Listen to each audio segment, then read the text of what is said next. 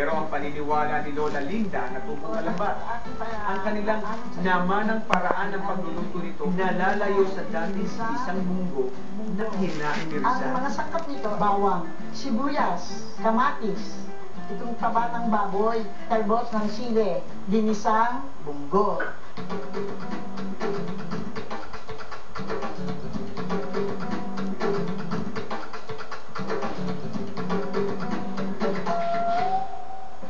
Siguro nga, kasi doktor siya. So, alam niya yan kung ano yung pagkain na pwede sa, yan, pagpagaling ng memorya mo. O kaya, mga vegetables, di ba? Mahilig din yan siya sa ganyan Kapag tayo ay magluluto ng ginisang munggo, una-una natin ginagawa, naglalaga tayo ng munggo. Ang una, ilalagay natin itong baboy para lumabas ang mantika na lalabas dito.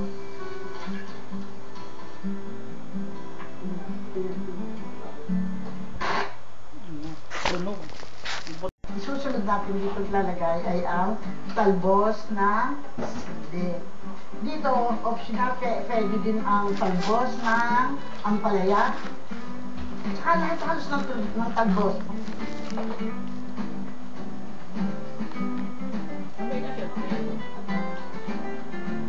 Ayan, luto na. Pwede na natin kainin.